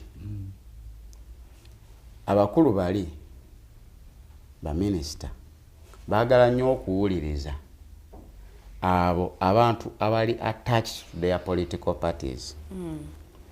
For us, we are offering ourselves to give out information, to tell them the best we can do to streamline border industry. But they don't listen. They only listen those who are attached to their political parties, of which I don't think that it's a solution. It's not. It's not. It is not. Because for them, their main focus is to see that these people are mobilized in groups. They don't have any agenda, any program to streamline border industry. No. But for us, we are doing what we can. We are giving information to our fellows that please do this, do that, behave on the road. If you misbehave, you'll get problem. And once you fall in problem, of course your family will suffer. Because you'll be arrested, the motorcycle will be impounded, and the other issues will intervene. They will cause you to suffer. But our leaders in government, they don't listen. They only look at the issue of mobilization. Kati Gwenga Association lead. I'm going to take it now to you because there is a lot of caviar in most of the other areas, or at least I do not know many of them.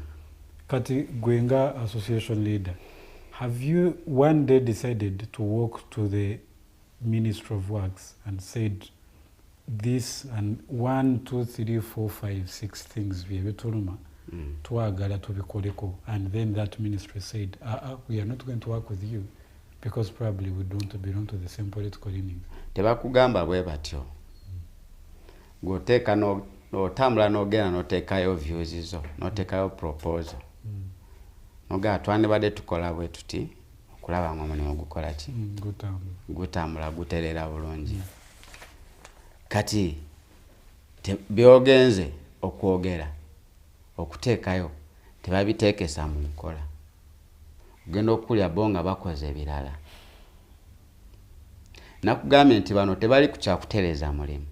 Bali industry eno kugijjamu ssente. So nga ate kye batamanyi nti oba ogitereezeza bulungi munanga toofuna munnya.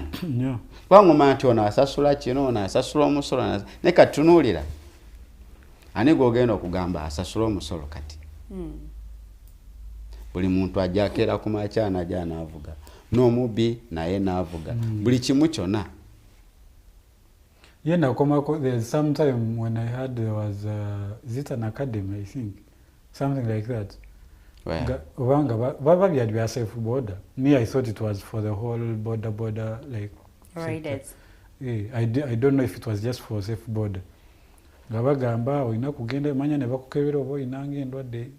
People who have some issues with their head nga sobola okulosing any moment nga bali babikeberera mu training. That was the time. Ye basasulira ssente ezo. Kati atolo atazina. Naye kino bino byonna byakolebwa kulongoosa mulimu ogwo. Balongoosa. Anti temwajjumbira. Bajjamu ssente nkugambe minisita yagamba nti bakaweza boda 10,000 kati bagaddewo. Naye nga ekiragiro kyava waggulu nti balekeraawo.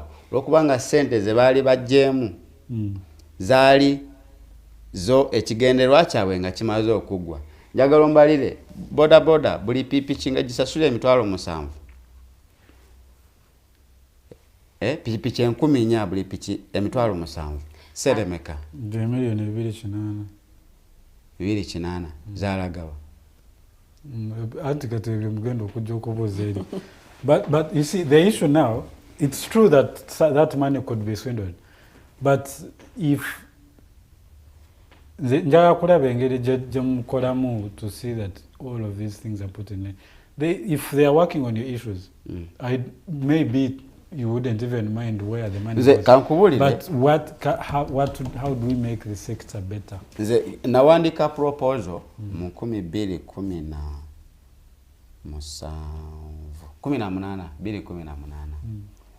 Nembagamba nti twandibaddenga at least pikipiki buli gye baleeta wano batekamu ka GPRS. Kati GPRS eyo nga bateekawo control system. Esobola okubeera mu poliisi oba wo nabo bagadde ogiteeka nga yeyo commanding center.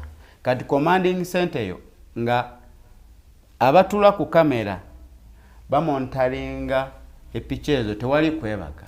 Because that time waliwo obumenyi bw'amateeka bungi nnyo. 2010 kitata n'ebyo birala ebyalimu kuba be basinga okukola ebyo ebintu. Nembagamba nti kati oli atuula wali owa ku kamera teyeebaka. Bw'akoowa nga relivinga munne ng'awamu omulala mpaka 24 hours. Kubanga ate n'ebyo ebifo nembiraga kubanga twalina black spots. Nembalaga nti wano twalinawo kino, wano waliwo kino, wano waliwo kino, wano waliwo kino. kati waliwo abakulu be nali nkolegana nabo bali omu yali wa polisi omulala bajja nze bankubira nawo ku isimu nze nali simanyi ne bajja gyendi kati ngenda okuli omulala nga bamuwa obutwa yafa babamuzika na ludda wasimanyi bankubira simu nti gundi bamuwadde obutwa yafa omulala ye yafa. It was a natural cause, natural death. Kakati report eyo ne bangamba report nungi ne tegenda kukola because government eyina sente. Naye oli alese epipi kyeri giteeke mwaka akuuma government ekusalireko ki esaleko emisolo ereme kutunulira kya musolo kyokka etunulire nakyo ekigenda okubeera ku ground kubanga buvunaanyizibwa bwayo okutu protectinga. That's true. Eteeka okuteekawo mechanism abantu bagenda okukola ki okuprotectingibwa naye batefuddeeyo ripoti bagisula mu kasero. Kati bamala ogisula mu kasero naye nagenda okulaba nali nsoma Weekly Observer nsobola okuganoonya amawulire nagagula gyegali ewaka nengatereka ne bagamba nti security chiefs have instructed that all motorcycles they must fix GPS machine. Kyakomaawo nze nange nensirika kati abantu abalina proposals ennungi tebabawuliriza ne oba olina ideas ennungi ezifaanana zitya tebasobola kuwuliriza kubanga bano bo tebaagala kutereeza ggwanga tebaagala kutereeza mbeera nnungi mu bantu wala baagala kwonoona bwonoonyi kubanga bwonoonyi ate bo bennyini boonoonefu. Omuntu omwonoonefu aba tayagala kutereeza aba ayagala kwonoona bwonoonyi nakwagala kubba.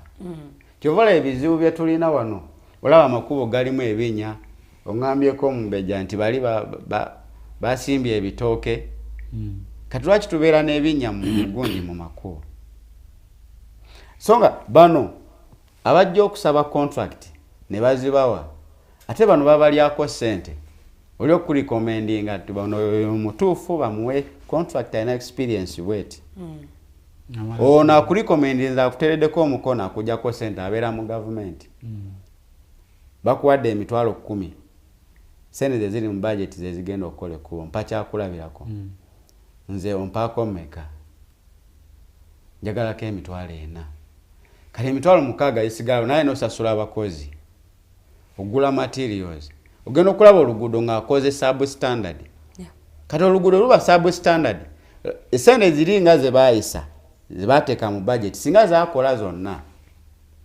nga tekwaliko kyoja mu miro oluguudo baba basobola okukola olulungi lumala emyaka 10 nga telulinaako nti oba lwaga renovation naye kati akola substandard aba bakulukola wiiki emu nga wajjawo binnya.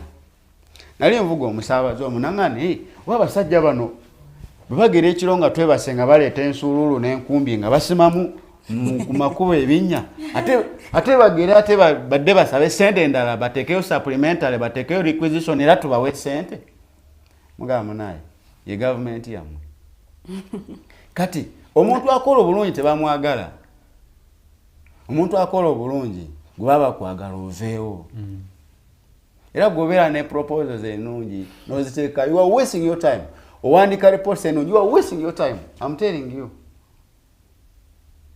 oba omala budde kubanga bo tebaagala kukola bali ku kintu kimu fe twalowana ekintu kyaffe ne tukirwanya ne tukikwata ani yabatuma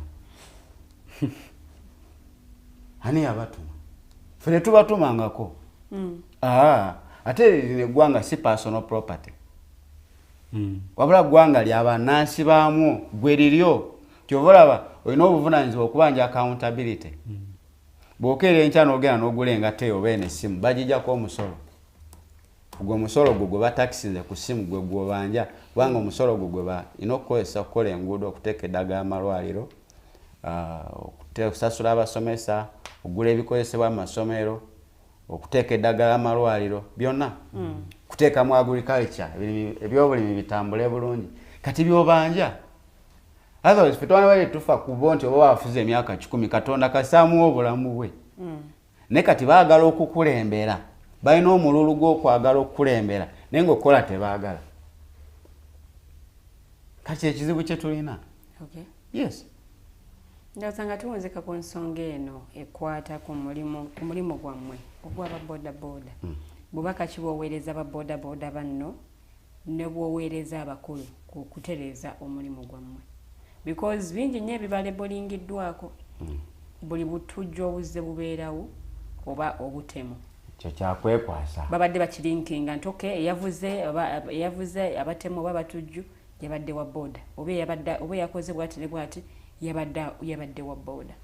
Ekyo kyakwekwasa ogwo omulimu gwaffe gwafuna erinnya ebbi ekifaananyi ekibi olw'ensonga nti omuntu omumenyi w'amateeka in fact boda boda is a quickest transport.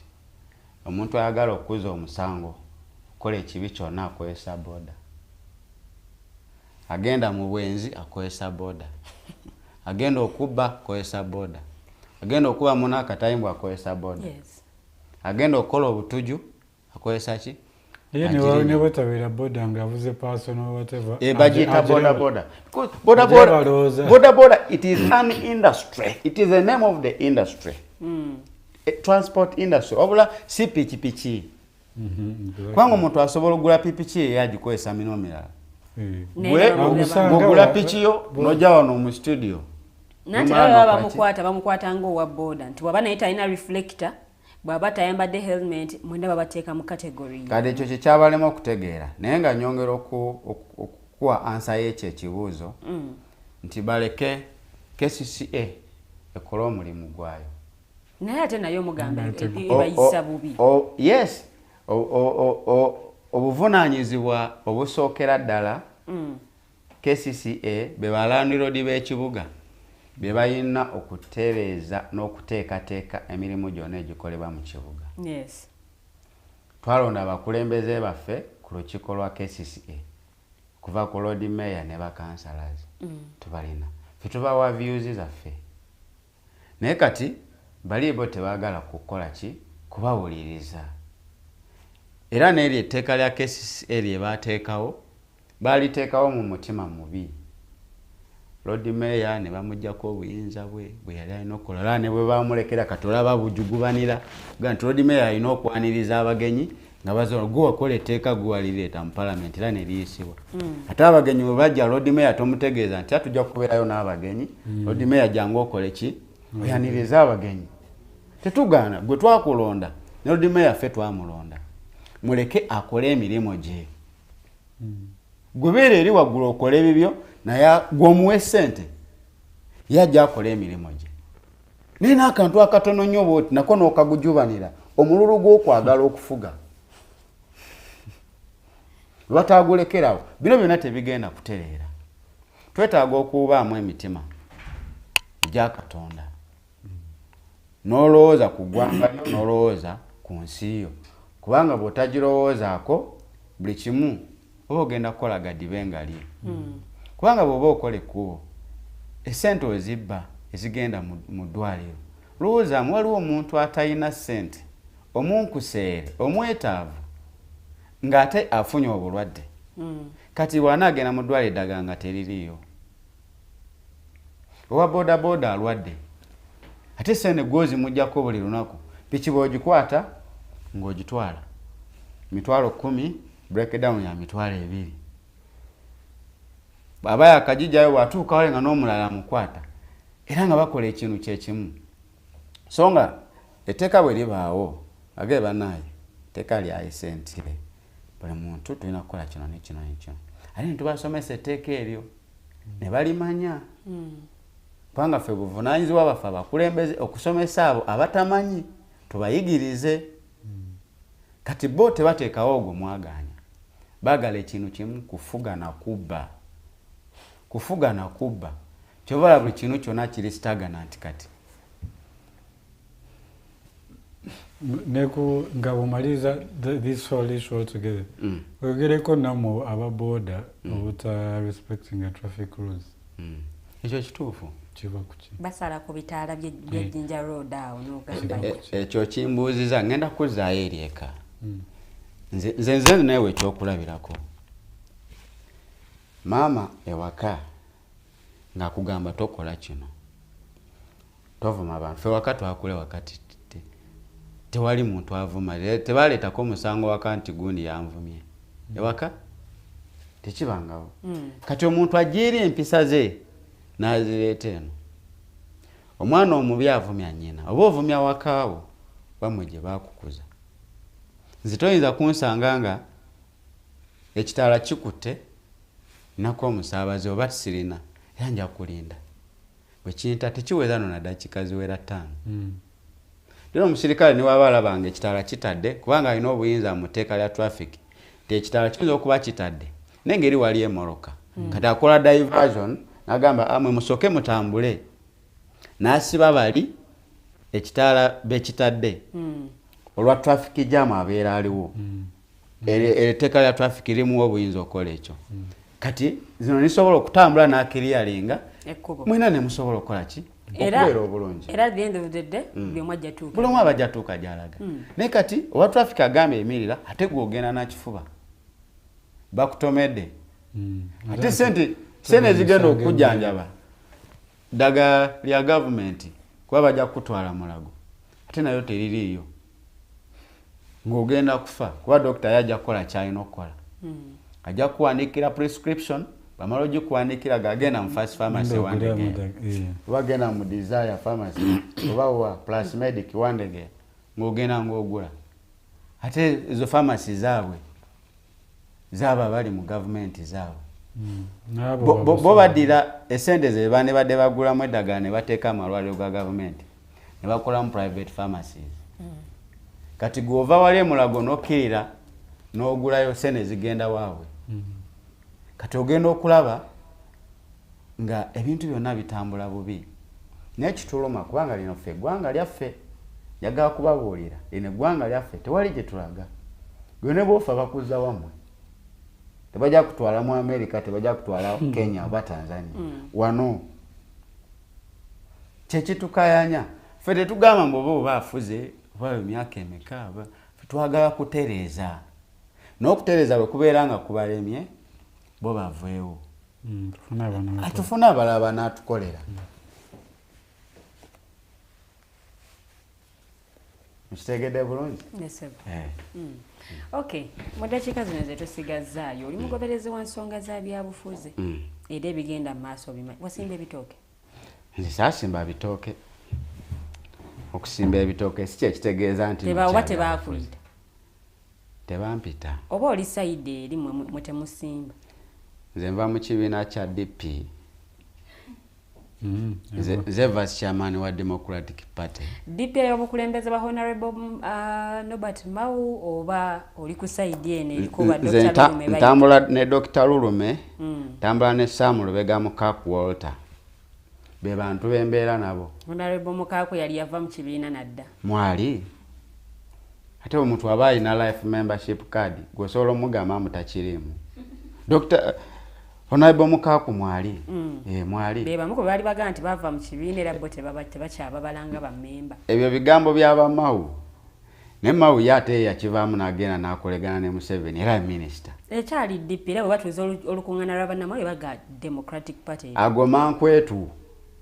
agomankwetu bantu kubateekako kakookolo era kyandibadde kirungi nnyo Mau n'alangirira n'agamba bannange mu butongole obuvunaanyizibwa bwe mwankwasa mu delegate conference eyaggwa delegate conference omwali emivuyo nga balonda kuba tebagoberera amateeka bagenda kuddamu okuteeka delegates conference era babayise mwenna mbubaddiza nze yambala engatto zange nenkwata engoye zange nengende wa Museveni kwa yagenda tosobola gw'oli mukyala tosobola kufumbirwa amali 2 mulundi gumu gw'ofumba eno ofumba eno yajja n'abaana mu ddi eryasooka be yalina mu ddi eryasooka yajja nawo mu ddi tekisoboka ebyobufuzi oba political parties osalawo n'obeera mu kimu tosobola kusambisa magulu 2 mu Luswayiri bakita matako 2 tosobola kusambisa magulu 2 oteeka okusalawo gy'ogenda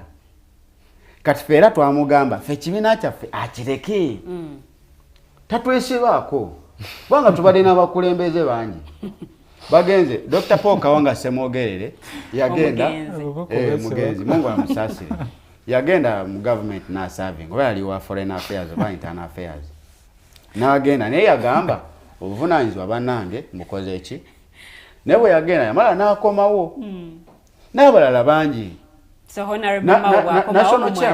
national chairman yaliko national chairman baali bamuyita Beswale Kezaala yagenda era n'agaba bannaye ne bamuwa obwambasada n'agaba n'obuvunaanyizibwa mbukoze eki bubaddiza nde national chairman omulala n'agenda era tumwinaako mbojjanyi yena kati mwami Mawu lwaki atwesibako ng'akwata engato ze n'akwatamu engoye ze n'agenda because Democratic Party is a public institution it's not a personal property. No, wali just bakolagana bukolaganyi naye siga nti yagenda mu NRM era yagamba bakyali ba DP ne wankubadde waliwo endagaano eno gye basayininga ey'okubaako be bagoberera webala okwogera ku kigambo okolagana. Democratic Party ina principles zaayo ezimu ku principles truth, justice, transparency and giving out accountability to the citizens of this country. Era nga tannagenda ekiwandiiko ekyo eky'endagaano mbu yakiwaako abamu ne bammemba abamu bakimanyaako. Kati kankunyonyole gwe bw'osalawo n'ogenda n'okolegana n'oli nga tomaze kutuuza National Council kubagamba bannaye musajja yampandiikidde agakwatagane naye ku nsonga bwetu ne bwetuti gwe n'otwala institution nga tomaze kwebuuza ku bannannyini kibiina because the party belongs to us not to him. He was elected as the president of the party. Ate nga mwe muze mulwana obukulembeze bwe bukyanga abufuna. Yes, but he was elected. Kati nga bw'olaba Museveni Samuel Karuhanga nze Samulona naye ye president. Era mmwe ekitiibwa nga president w'eggwanga. Yes, but Honorable Norbert Mao kino kyalemeddeko era ffe tugamba ffe kye tuli mukola. Let me tell you, for us we are mobilizing the ground.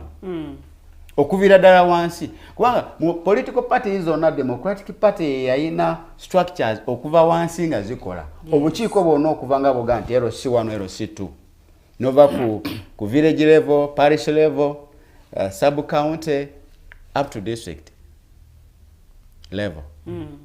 Kati Honorable Norbert Mao fatubuulire ekino uwa yatuuza National Council nemuwa obuyinza resolution bazitulage ezayisibwa mu National Council nga zisalawo okugenda muki ogenda okukolegana ne Mwami Museveni.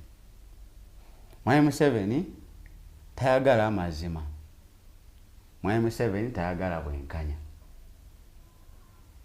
Ebyo tabyagala. Era gwe bwogezaako okwogera ku ebyo ebintu gwe ofuuse mulabe we gyali. Oba ofuuse mulabe olunaku lumu era naye buli omu akimanyi nali wano mpuliriza Professor Kanyayihamba yagamba nti Museveni yagamba nti gwe Besigye gwe byoyogera nti tutereeze kino nga muwabula ebyo tabyagala kubiwuliriza mbu mukazi we bwe yamugamba kati mukyala Museveni bwe yagamba first lady mukyala we oba first lady kale byebimu bwe yagamba butayagala Museveni tayagala kuwuliriza ebyo mwebye musimanyi mumugamba oba umule oba atereeze kinatereeze tayagala advice tayagala kumuadvisinga kati abantu nga mmwe tabeetaaga naye ogenda okulaba ebintu bye bakola bikontana n'endowooza kubanga ffe tulina ideas ezaffe bwe twandibadde twagala eggwanga lyaffe likwatibwemu balina okutuwuliriza ffe bannannyini nsi bo twabalonda bw'olondebwa n'ofuuka omukulembeze olina okuwuliriza banno abakulonda. naye kati President Museveni ekyali keeki alowooza ye ku famire ye kumacha mukazi we kawungeezi mwana we mutuntu mukodomi we buli kimu famire era yakugamba yembu ye talina gwe yeeguya kubanga twali yamuyambako yeye ng'omuntu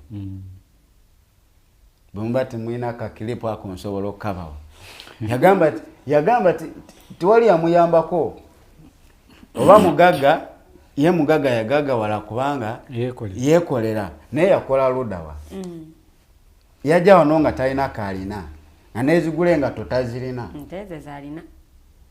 yayina entemeka kati ayina gwa miliyoni 3.3 elinga nsanvu fe twandyagadde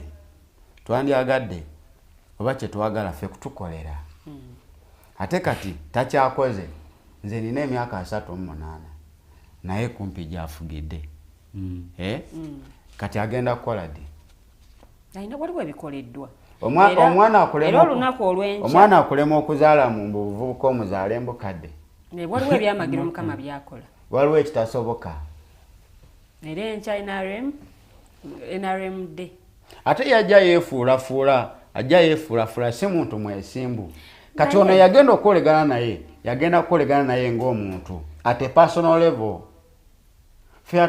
teyatwebuuzako mu mugundi mu kibiina kyaffe National Council tetuulangako bagenda tegeka delegates conference ate nga waliwo n'omusango guli mu kooti era nga ne structures z'ekibiina byonna omwo waliwo omusango guli mu kooti gwabasinga bonna nga bwe baba balonda okyakuba tebagoberera amateeka ga DP nga balonda ate ne ssemateeka w'eggwanga ne bamumenya era ne bakola apiiru bo kati bakola apiiru kuki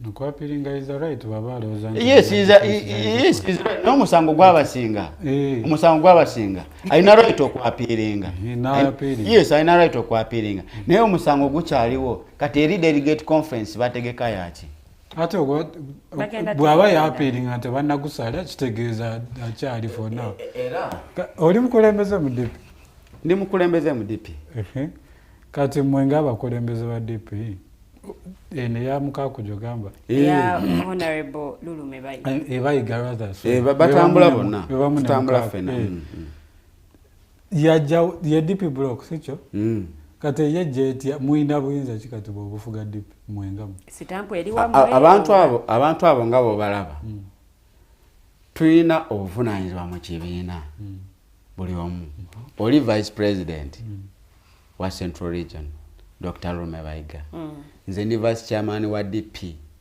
Wandege ya parish okyabulungi kakati tuva mu structures z'ekibiina togamba mu tetulina buyinza buli muntu alina obuyinza mu kibiina at his level nkyakubuuza ebuuza kati obuyinza tubutegedde lwaki mwasalawo okugamba nti muve mu DP mukole DP block ate nga mwina fere tuvangako mu DP kati lwaki mwina DP ne DP block zeziriwo ezo kati DP block mwegatulamu ebibiina naye nga bamembers abo bava muki mu DP ab'emputtu bebayita si bamputu bebagala abawakanya obukulembeze bwa Honorable si buli awakanya mawu nti nomputtu ekyo mwe mukikwata bubi abo abawakanya ebyo ebikolwa ebibi ebikolebwa mu Democratic Party kubanga bo baagala kibiina kyabwe kutereeza ffe twagala buyinza bwa ggwanga nga Democratic Party tetwagala mbu ono bamuwa obwa minisita ono bamuwa obwa bwaki mwali temusobola kikolera mu DP oba ne muwakanyamawo mu DP mwali mwetaaga okukola DP block wababuuliza kati omubiri legitimacy because DP block is not recognized so ebyo lwaki temubikolera mu DP mu kibiina lwaki mulina okukola ekirala kyenkugamba ekituli mukola kati olwaleero fe tumobilizinga within the structures of Democratic Party okulaba nga we take on the leadership of Norbert Mao and Norbert Mao has to go this time around era singa mugezi zembeera ye singa ngamba bugaba naye kuba kazitoke tumutaddeko singa ngamba bugaye banaye ebintu mbikoze eki mbitadde bagenda tegeko naye yefudde nampulira zibi bagenda kutegeka okulonda kw'abakulembeze mu kibiina ki Democratic Party nalaba omwogezi w'ekibiina Honorable Siranda ng'akakasa ku nsonga era nga Secretary General nga babayise mwenna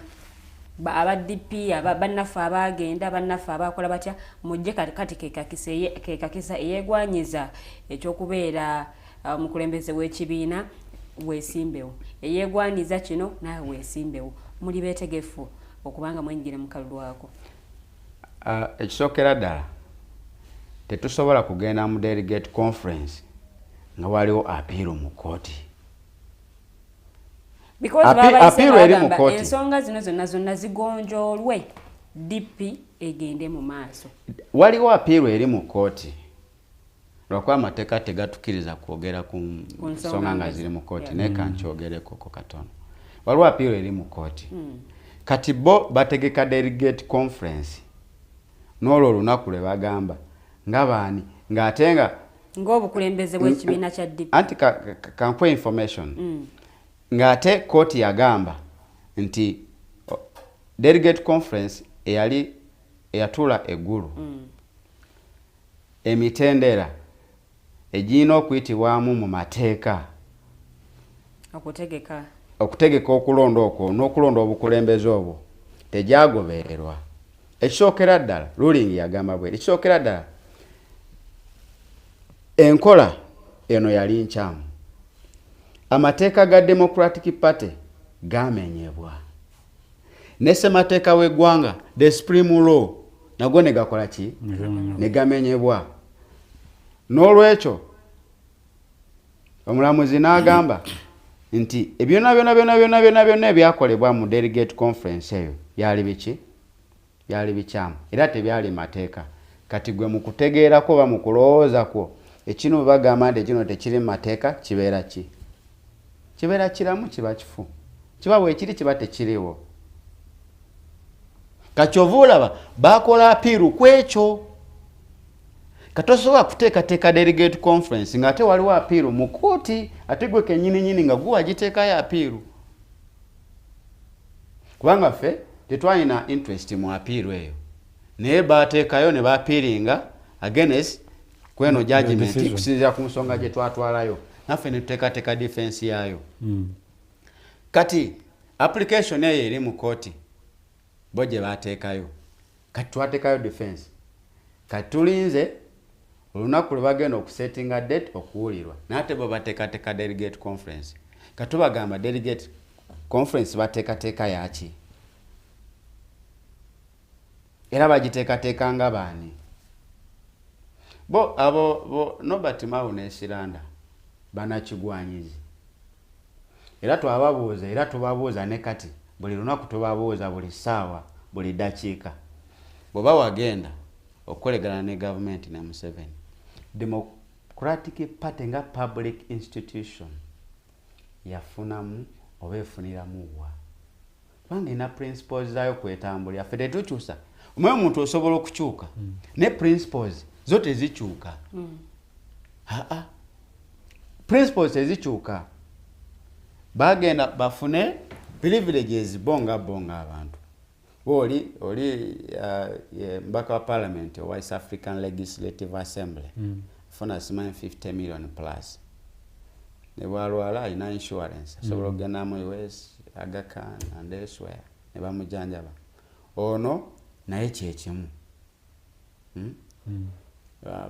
bafuna ayina motoka emutambuza bamuwa buli kimu privilege ezo zonna bazina insurance cover kulamu bwe buli kimu kyonna kirina naye nabagambye nti mu gavumenti eno tosobola tebaagala muntu awabula kati Nobert Mao musajja mutegeevu nnyo naye amagezi ge tebayinza kukkiriza agajje eno mu DP atwale principles zaayo azibagambe bali baziteekese mu nkola ne zino electoral reforms ze mwawulira Dali okusuggesting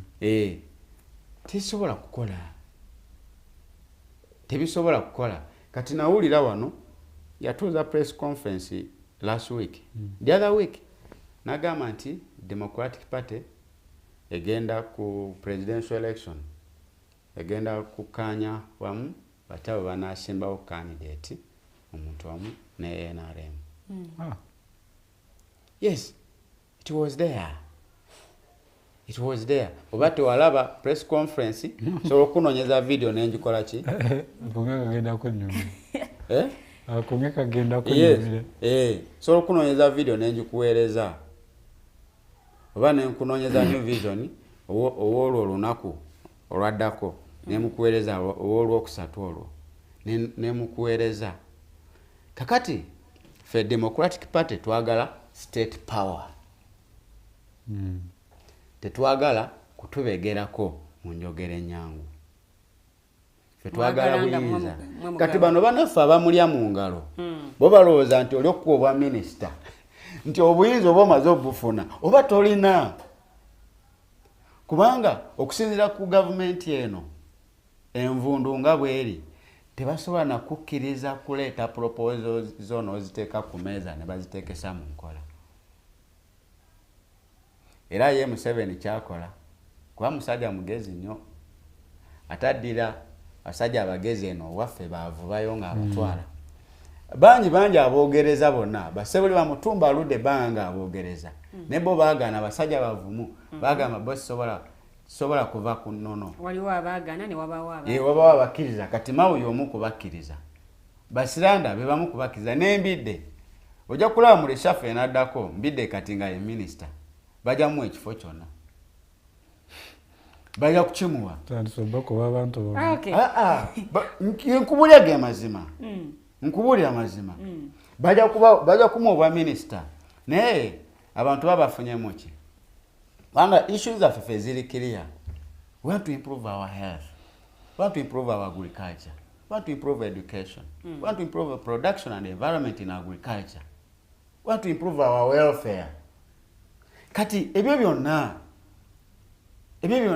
bali tebabyagala kubanga nakugambye bo boonoonyi ate boonoonefu ate omuntu omwononefu tayagala kutereeza ate ffe twagala kutereeza ggwanga. Olwakadde tukusaba obubaka bw'obusiibula discussion tugenda giwunzikira wano. Twamanya omulundi ogujja bwe tunaaba tubakomeza because babayise mu delegates conference muli baddembe okugenda oba okugana naye babayise ensonga zino mwezisootinge mu kibiina naye olwakadde discussion katugiwunzikire wano obubaka bw'obusiibula nabo bugende eri ababodaboda then ne mu Democratic Party oba neggwanga lyonna okutwalizawo.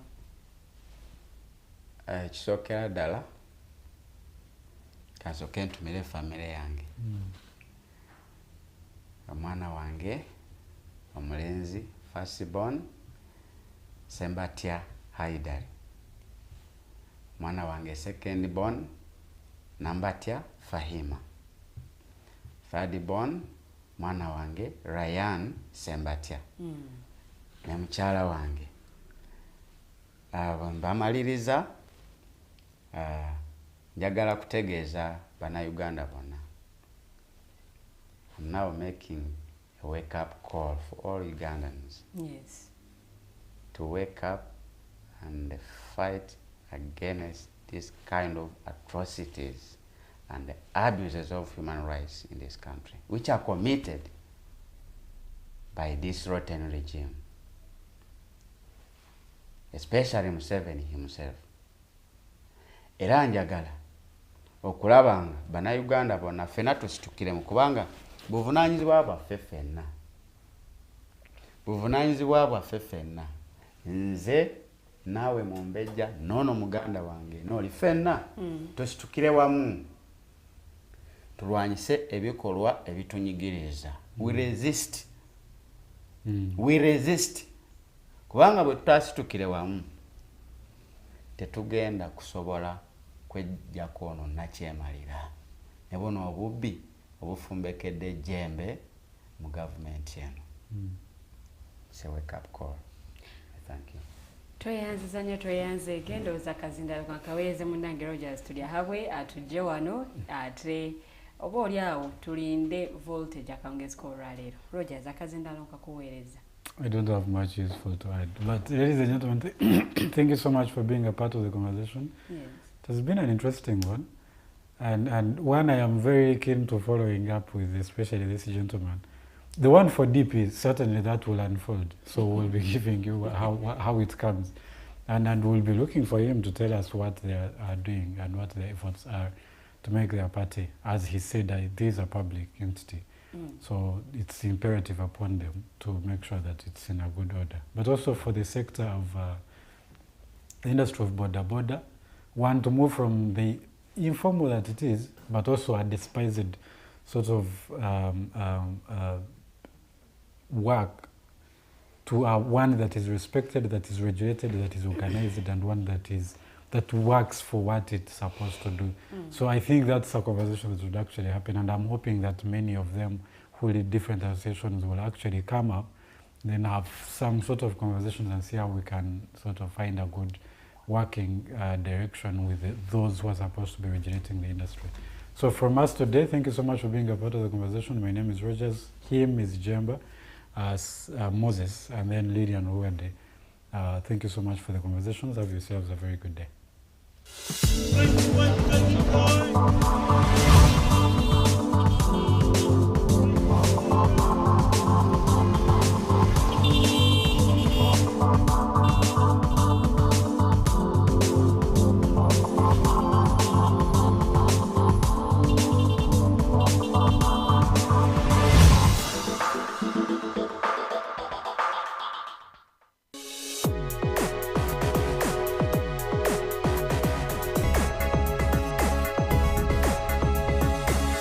The Alternative Dig Talk.